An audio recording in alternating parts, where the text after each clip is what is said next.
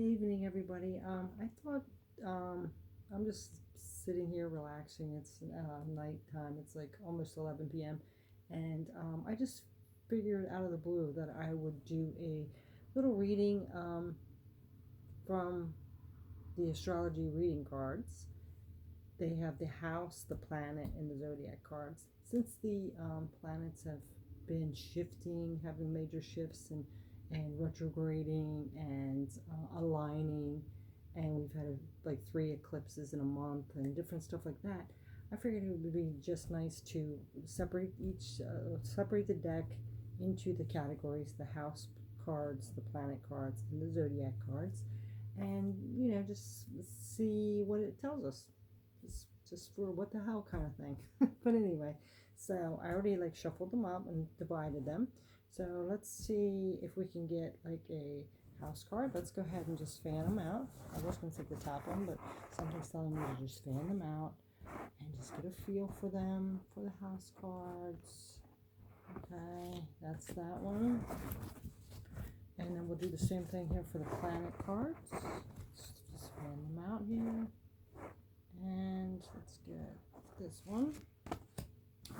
Alright, and last, the zodiac cards. And it doesn't matter what your astrology sign is or what your planet is or anything like that. It's just like a general read kind of. And then there's the, okay. So let's see. So, we have the first house. It's what people see and the impression you give. So I'm going to look up in the book here. I got to find the house cards.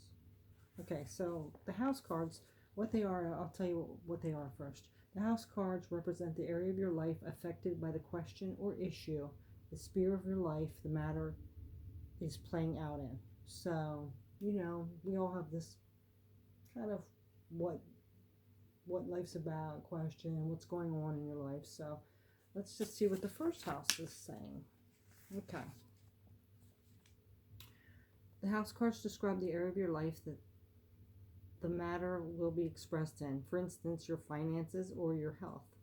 In the case of the first house, this is the area of your life that is literally you, your life force, and what you radiate as you walk into a room. It is the way people see you or the initial impression you give when you first meet someone. You could say it is who the mirror shows you to be. If you have chosen a planet card to go with this, then it will be describing the part of your personality that is engaged in the matter. If you've chosen a zodiac sign card, it is describing the universal energy that is currently around you and your disposal. Both these are having a big impact on you personally. For the area of life this card is describing is your personal self. Okay, so now we know that the house is the personal self, so whatever we pull through the zodiac and planet cards is going to kind of give us a detail. Okay, so if you can imagine yourself like a house for a moment, with the different rooms being different parts of your personality, and the part of you described by this card is like the door of the house or the front garden. The look on your face may be obvious from time to time, and it is likely that you are making an impression on others. So you might want to be careful what you show them. The energy field you naturally have around you at all times is also described by this card.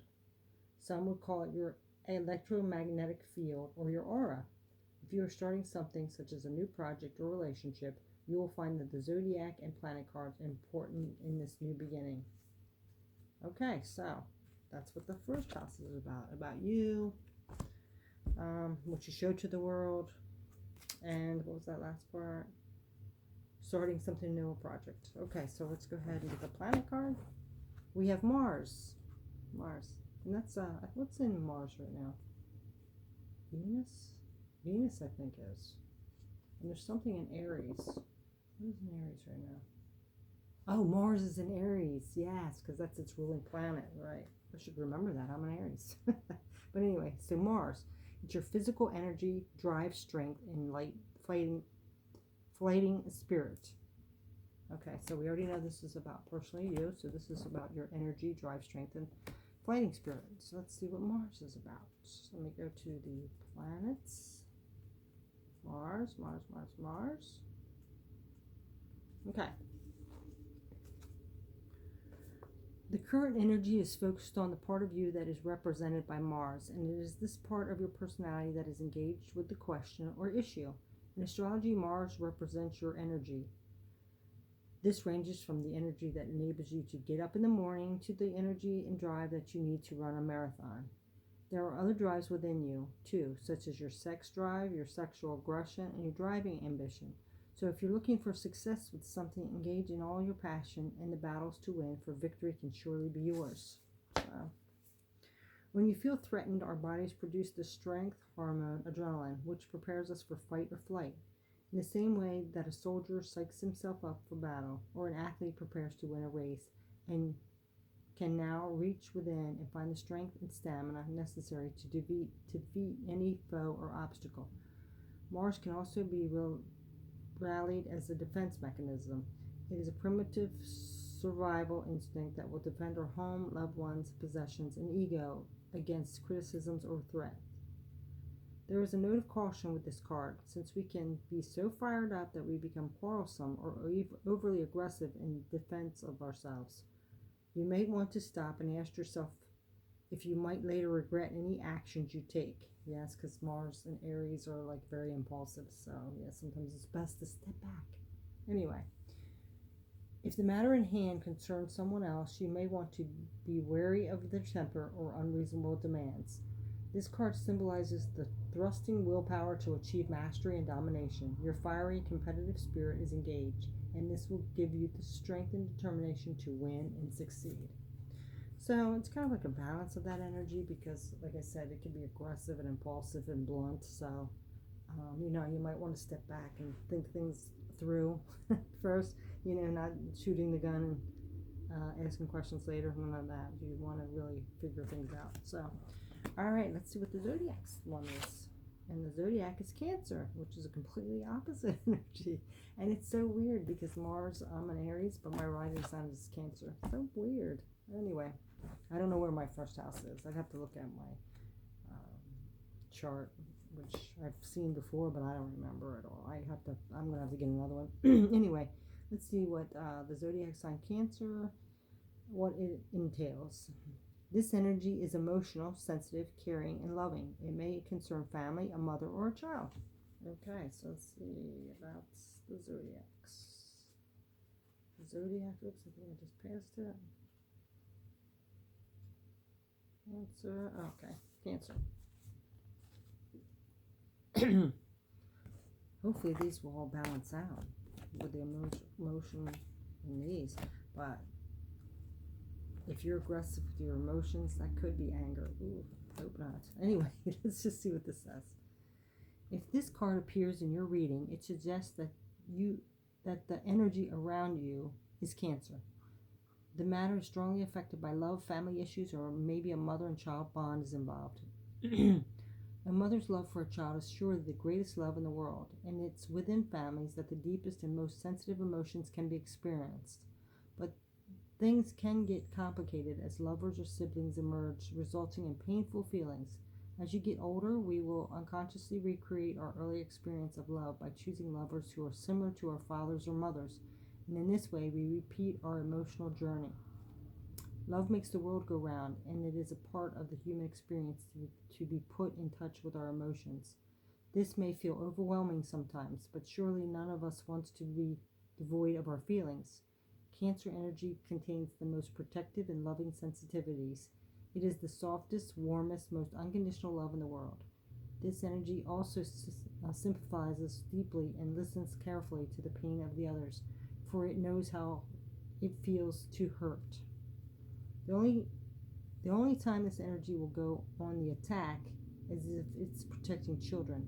Otherwise, there is no show of aggression, for Cancer avoids combat. Avoiding combat. I'm hoping this is like a balancing energy. Unless there's, like it says, your children are involved and you want to protect them. I get that. Mother bear, right? Okay. So, however, guilt may be exploited, or there may be moodiness with emotional manipulation or a few tears. Love is the most exquisite of human feelings, but it can also be a little painful. If you are experiencing this, Remember that this feeling is proportional to the gain that will come from it, and you are gaining emotional experience of great value. If none of this resonates with you, it may be that someone else is feeling hurt or vulnerable and may be hiding in order to avoid being found out. Or you may draw someone to you who is loving, sensitive, tender, and vulnerable. Okay, so I hope that resonates with some of you. It's pretty interesting. It's like what you're showing the world. This is like this combative, aggressional, assertive, competent kind of planet. And this is the more emotional and loving and protective and sensitive. So, I kind of think like we need to stay in balance. It's easy to let our emotions control things and become angry or sad or depleted, but we got to keep them in balance and in check.